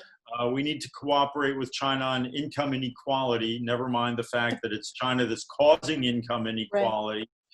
Right. And poverty in Africa, never mind that it's China that is taking over Africa and is the new colonial power in Africa through the Belt and Road Initiative and other means. So these are the moderates. They are part of the foreign policy establishment of Washington. They run the State Department, all the careers there, the career officials. They go to the think tanks. When they're not in government, they're in the think tanks. And when they're not in the think tanks, they go into the next administration. And this is about our national defense. This isn't just, people doing stuff. I've been told that the Pentagon is the worst. Right, and the Defense Intelligence Agency. Yeah, the Pentagon is the worst. You've got all the procurement officers there that then go to work for General Dynamics or Boeing and the defense contractors and suppliers who are now sourcing more and more of their parts and goods from overseas. And and they have absolutely no awareness or refuse to have an awareness that China is the threat. It's not Russia and it's not Islamic terrorism so much anymore. The number one threat is China. And we didn't even get to theft of intellectual property, but that's a big part of it as well. The complete ignoring of.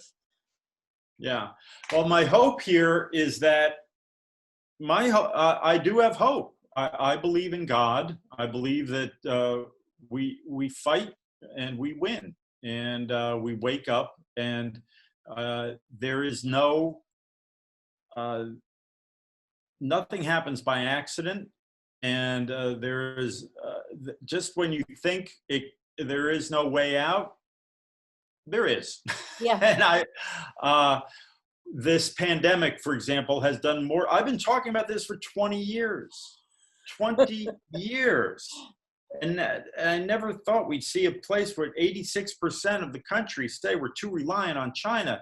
We've got to get our supplies out of China. I always knew they'd say they'd pay more for stuff that's not made in China. That dog never hunted. The other side would always say, "Oh, people aren't going to want to pay more." And say, right.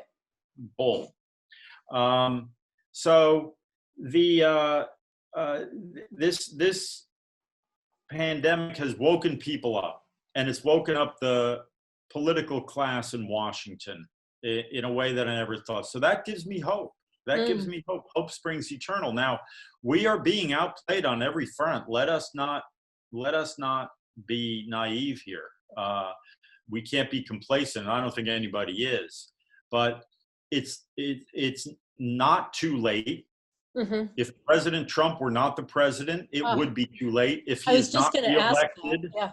If he is not, all he need was another 5 years, and China would have us every which way completely surrounded and undermined. But we're not there yet. And I had to buy an air conditioning last summer, and they told me Frederick Air Conditioning. I said, well, you can buy, here's the great model. This is the good model, and it's $600. Or you can buy the same model that's made in the United States, and that'll be $1,100. I said, well, I'll buy the $1,100 model. And thank God I can afford it. And I did, and I bought it because I know made in America, it's going to last longer. It's going to be made by, and I'm going to be giving money to my countrymen and everything else. So, and maybe keep that factory open a little longer than it would have otherwise. But you can have the same exact set of blueprints, and you make it in China, it's not going to be made as well. And people know that, and they're willing to pay more. And when I worked on that first Jack Davis campaign, talked to the guys working in his factory, and this guy, he works with a shovel all day long, shoveling silicon carbide powder into a machine. And he said, you can tell me that pair of boots costs less when it's made over there in Mexico or in China. But if I don't have a job, I don't care how much it costs. I can't afford it. So And Right. this guy didn't need it. He didn't need an economics degree to figure that one out. So that's my hope. There's hope. People get it. And and you look around, and people aren't buying the shutdown nonsense. Right. And we're not. We're not. It's not lost yet. The spirit of defiance and independence, and what made America great, the land of the free, home of the brave. There's still a few of us left. There are. And thank God, really, that we have Donald Trump at the helm. Not only that we have a Republican versus a Democrat, but I mean, imagine Joe Biden or Hillary Clinton, but that Donald Trump has been aware of this. Well, if you imagine Joe Biden, you can imagine there's no countries. There's scary stuff. It's scary, but you're right. We're sitting in a good position. I'm confident Donald Trump is, whatever these executive orders that are happening, and his awareness of the trade issues, and the intellectual property issues, and the immigration issues, and the supply chain issues, all of that. So yeah, let me look through here some of the questions. So it was a Frederick air conditioner, not Carrier. I don't know if Carrier makes anything in the U.S. anymore. They used to make up in Syracuse, New York, and I went there and I saw the plant that closed. It's a tragedy. They moved to Singapore a lot of their production back in 2004, 2005. So it's Frederick, F-R-E-I, Friedrich, I-C-H, F-R-E-I-D-R-I-C-H. And so to the people who claim that Trump has investments in China, he doesn't have investments in China. During the campaign, we dealt with the charge, which was true, that some of the steel that he used in some of his production, in some of his construction, came from China.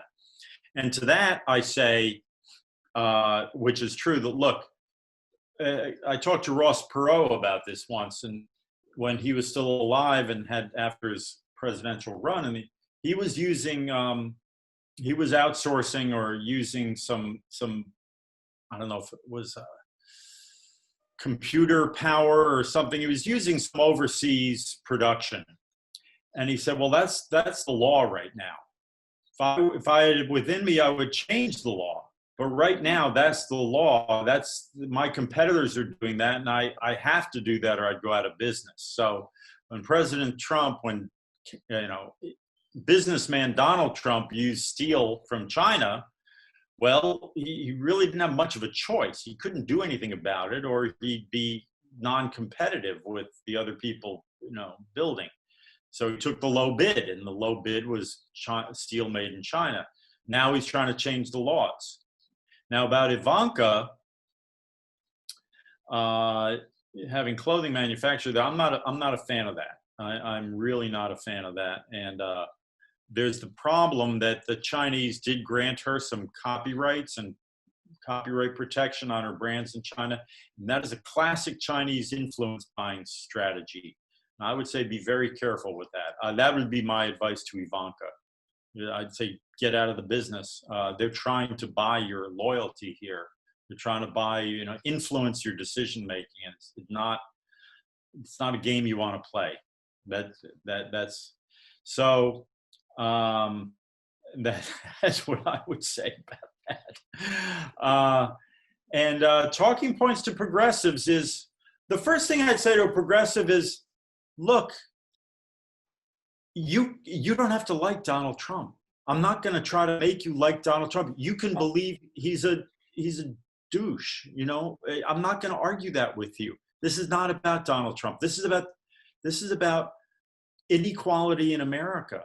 This is about Americans dying because they have no hope. They're shooting dope. Right. This is about those people who in China who are being repressed. They're jumping out of the windows of their dormitories above the sweatshops, making iPhones, committing suicide because they can't ask for better working conditions. They get to see their families for 2 weeks, a year, over the New Year's holiday. They can't ask for better working conditions because the Chinese Communist Party will kill them. And they put up the suicide nets outside the Apple factory, not to save the workers because they care about the workers. No, because they don't want to lose the production. And they will not give people more time off. So this is about human decency. That's why we're doing this. And every union in America doesn't want to see production in China. The Chinese, every Muslim doesn't want to see the Chinese Communist Party because they're imprisoning their brothers and sisters in Western China and putting them in concentration camps. They're putting them, the Tibetan Buddhists are being eradicated. Their culture, it's cultural genocide. Yeah. They're being eliminated. So it's about them. This is not about the orange man. You can hate him. I get it. Look, we differing opinions on that one, but put that aside. This is not just him bad, them good. There's a third position here. Just because he doesn't like them doesn't mean you have to like the Chinese Communist Party. You can dislike both of them. How about that? Right. And it's the children too. It's brothers and sisters, and it's the children. It's the children. That's right. And they're and the other thing I'd say too to progressives is, look, they played us. They took advantage of our good intentions. Mm-hmm. We really hoped and believed that they were just like us. And once we started doing business with them, and they got a little, where they weren't just thinking about where's the next bowl of rice coming from, that they'd start to share, they'd start to be just like us. And actually the people of China would like that. But the ruling party has a very different agenda. And they took advantage of our good intentions. We had every good intention. This is what I'd say to a progressive, to a liberal. We had every good intention when we opened up our trade relations with China. And they just took advantage of us. We thought we could have our cake and eat it too. It was like the hot fudge sundae diet. You can eat hot fudge sundaes all day long and you're going to lose weight and you'll be healthier than ever. It's a very nice thought, but it didn't work out that way. But they took advantage of our good intentions and they played us. And look what they're doing. They built a bigger military than ever. They're pushing around their neighbors and grabbing, the fishing grounds, and they're oppressing their people horribly, just horribly. And look what it's done to our country. It's ripped us apart, and it's not good. And we don't want to, it's just, we wouldn't put up with that for a minute if somebody tried to do what they're doing in this country. If somebody started employing children to make things and polluting. And that's the other thing I'd say to the progressives. Something made, if you get this little thing made in China, it's produced 20 times the pollution, or probably 100 times the pollution, as if this was made in the United States, because they don't have any laws.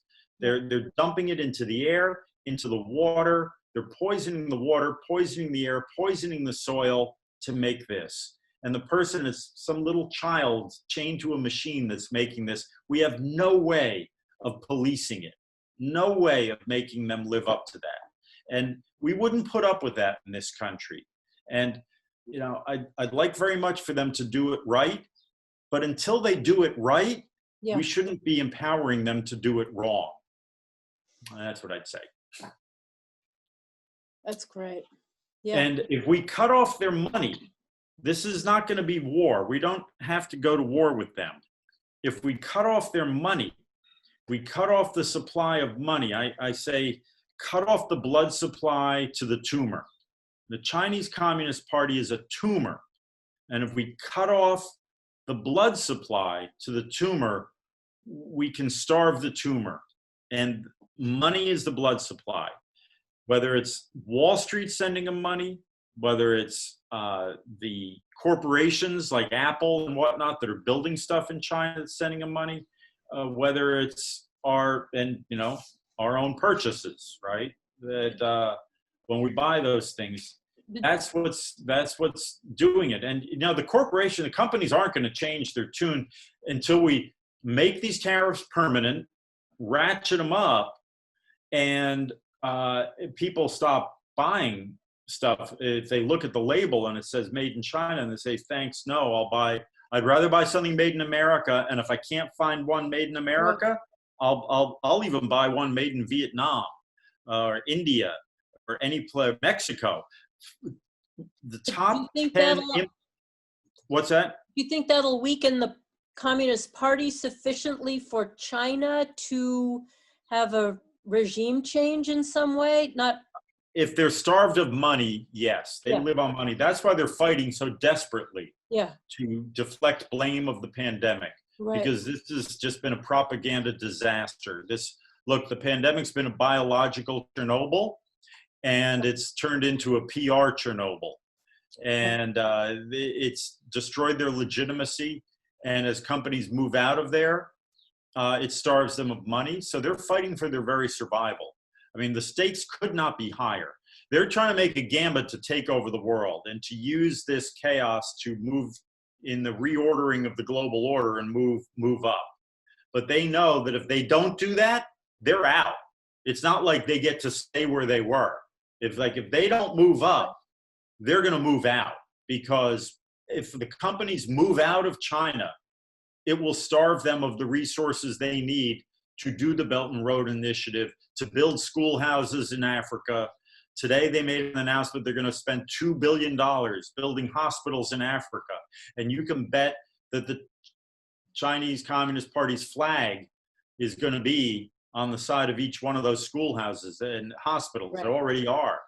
And so they need to win this propaganda war of who's to blame.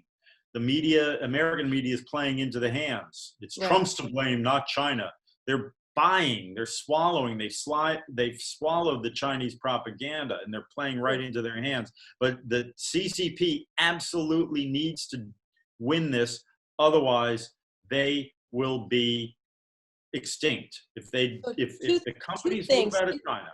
Is there any organization, you may not know, I'm sure it's completely under the radar, but is there any kind of anything happening in China I guess, lack of a better word, to take the place of the party when it should this implode? Number one. Number two, are we ready to back them? And number three, what can we do about all this influence in the third world? Because we know it's not just schoolhouses, it's dependency, right? Right. Well, the Trump administration is stepping up on the third world stuff. We just did nothing for so long and just let China have free reign. There's starting to be some diplomacy, and I'm not one of those people who are against foreign aid, but unfortunately our foreign aid has been used to fund these NGOs, which basically support the Chinese Communist Party line in one way or another. These Marxist organizations, these soft Marxism, neo-Marxist NGOs, and that's not the way to go. The Trump administration is actually using foreign aid and using its diplomatic power to point out to the governments, to the third world, that China's not your friend and there is an alternative. And by the way, the message is being heard because the people in Africa get it. The Chinese are horrible. I mean, the Chinese Communist Party is just horrible the way they treat. They'll come over there, make a bad deal with the government, pay off the leaders of these countries, send money into their secret bank account, and then send Chinese people over to build the project, shoddy merchandise. There'll be a road that falls apart in 5 years, a dam with cracks in it, a power plant that never works, and then repossess the property in the country. So the people get it. They're no fan of the Chinese. It's like, we got rid of one colonial power, we don't need another one. Right. But no one's ever pointed that out because you had the deep state, the State Department, there were all these collaborators. We got to collaborate with China and everything's going to be great once we just cooperate on these global problems. And they were looking for love in all the wrong places. You don't collaborate with an abuser. So, so there's now, and I would say continue missionary work, you know, I mean, put the good face of the Americans, the friendly American, the church, the decent values that will, that's the alternative to the Chinese hegemon. Now look, and to any progressive that says anything that says the Trump administration is slashing environmentalism, our laws that exist, and even if they were scaled back, are still 100 times better than what China is doing. We have actually come closer to meeting the standards under the Paris Climate Accord than anybody, and we did it without that accord. So any environmentalist, I would say this, any environmentalist should boycott China because China is filthy. They're a polluter. They're creating more greenhouse gases, more every other form of pollution.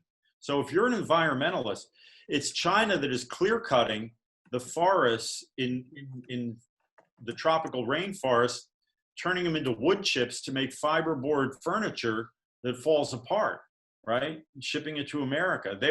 They are destroying the forests around the world to make cheap bedroom sets that they send to America that then drive American furniture makers who have actually been responsible stewards of renewable forestry out of business. And so, and one industry after another, you see this. The Chinese have been irresponsible. They're building power plants every day, every week. We're supposed to be banning coal in this country. They're building coal-fired power plants over there. We're using natural gas. They're using coal.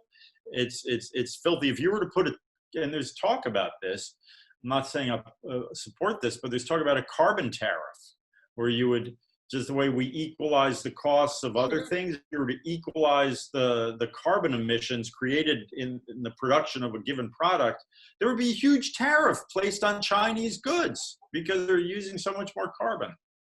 So, thank you. They're building 300 dirty coal power plants around the world while creating a $3.1 billion fund.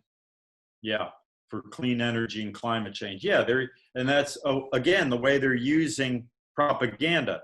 They've been funding a lot of the environmental groups or the environmental study groups at Columbia University and whatnot, pushing ban fracking, don't use natural gas, because they know we have an advantage. America has an advantage. We actually have oil. We have natural gas. They don't have any of that, at least not yet. And so they don't want us to be energy independent. And their influence in the UN, too. Right. So that's exactly. All part and parcel. Be like us, but we won't. Are there groups in China standing at the ready for collapse or helping to push along collapse of the Communist Party? Or is that are they too good at being concealed out of necessity?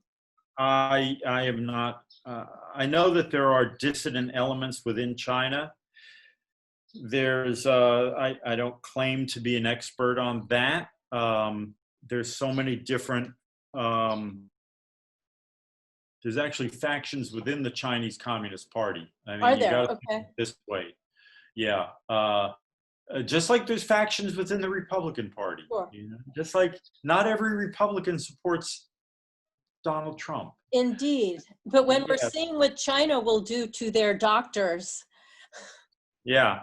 And just like we have the Democrats and the Republicans, and we have an election every 2 years for one branch of government and then every 4 years for the other branch.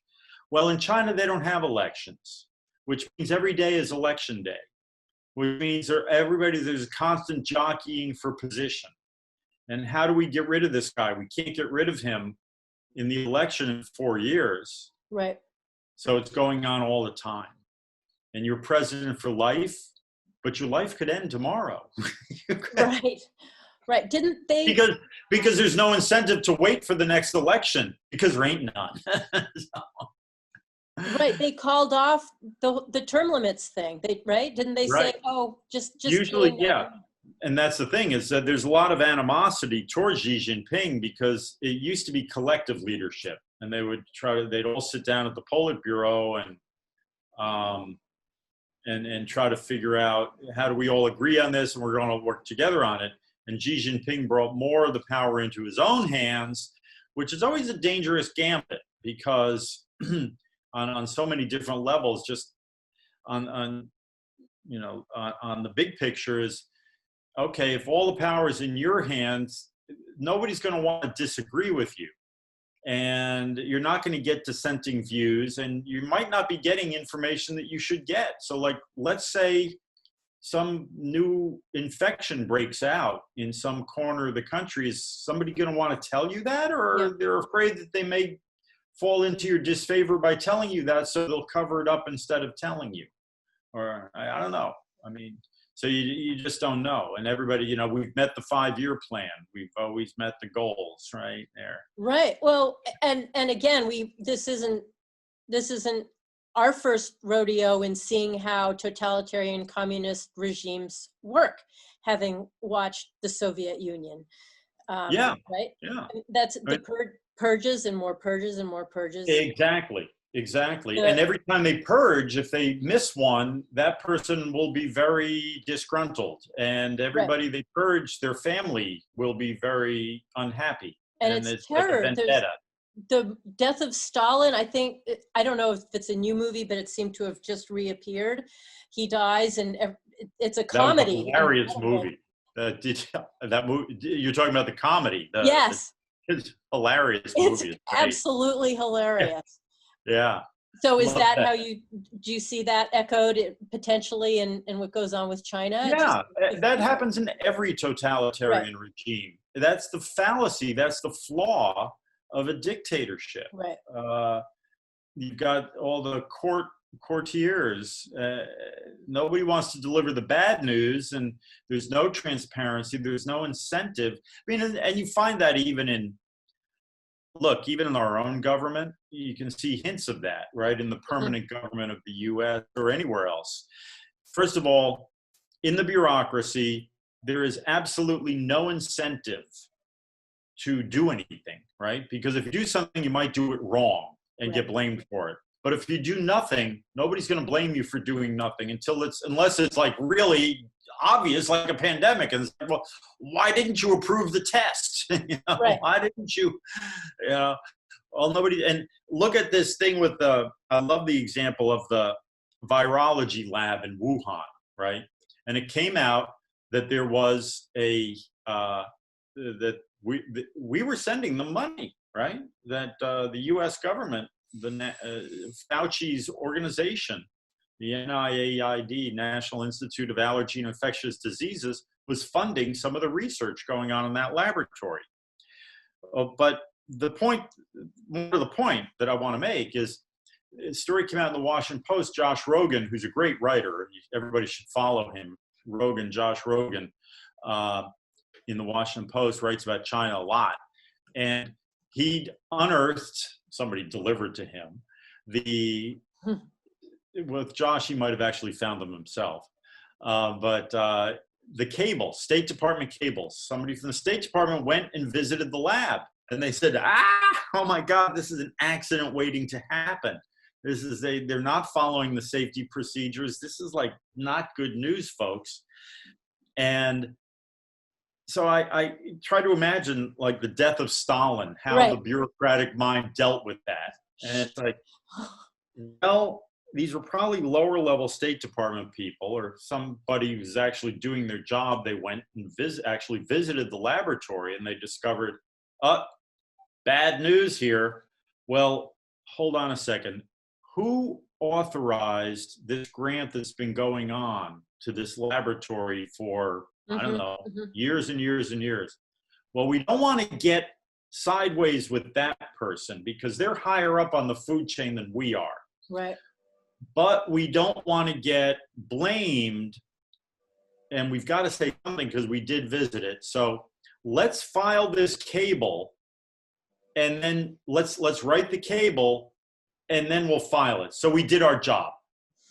Well, let's not be calling, because these cables were like years ago. I think November of last year or something, or before. Say, but let's not call the media. Let's not sound the alarm. And we don't want to stick our necks out and tell the world and start screaming about this. Because actually it was Fauci who wrote, and he's been here for 35 years, and he's considered a god because of going back to the AIDS epidemic. And, you know, this was before the pandemic when he really became a god. But a media darling. But you know, he's a very powerful guy, and he's the one who authorized this program of research at this lab. So we don't want to get sideways with him or step on his toes. So we'll just do the minimum, say we did our job, and we wrote up what we saw. We sent the cable. It'll sit in a locker in the embassy in Beijing. And if somebody comes looking for it, they'll find it, and we can say, yeah, we were there, we warned everybody about this. But we won't make enemies within the bureaucracy because we got to live here, right? We got to live here tomorrow. And besides, remember, our job is to manage this program, not to end it. What did Ronald Reagan say? Nothing lives forever like a government program. They start giving these grants out there on an automatic renewal cycle. It's like, our job is to manage the program. Our job is not to say you should terminate the program. Because if we terminate the program, we could be out of a job because then we have no program to manage anymore. That's the way bureaucrats think. Right. So these are the vested collaborators or colluders, right? Collaborate. It used to be called appeasement. Now it's called collaboration and cooperation. Right? It is. And but that's for was for personal gain, not even for policy or anything else. This is for personal preservation. And there's always personal preservation, yeah. Yes. And look what they did. Look what they did to us. And that's the same mentality that worked, and that's the same mentality that worked at the Chinese end, right? There was just multiplied by 100 because there, if you get sideways with the boss, they cut your head off, or they shoot you, or you end up in a prison camp making Christmas lights to be sold at Walmart. Here it's not as bad, but it's the same type of CYA mentality. That's bureaucracy. Yeah, exactly. I'm gonna have to wrap this up soon because I love it. I could do this all day. I could do it. Well, we'd love to have you again, if that's all right. Deborah just said we should do this weekly. Let's talk about. Yeah, let's talk about that. Yeah, yeah, I'd be happy to. This was absolutely outstanding. A real delight. What an unbelievable. All our brains are exploding, I think. A real pleasure. And I will put in links in my next email to the Boycott China and to your organization. Yes, getoutofchina.us. It's really great. And we've revised the bumper sticker. Now it says, for jobs, human rights, and justice, right? Because everybody, even the snowflakes, want justice, right? Right. And I would even say, I would add another one, the environment. There you go. I like it. Love the environment, boycott China. Right? I'm trying to find a Democratic member of Congress to introduce like a carbon tariff or kind of trolling resolution for the greenies. Like if you're green, you can't be red. China, I don't know. So. That's good. We'll continue this, but thank you so much. You were more than generous with your time. Really, really appreciate it. A real delight. Well, I can't wait to see you all again. Thank you, everybody. Thank you.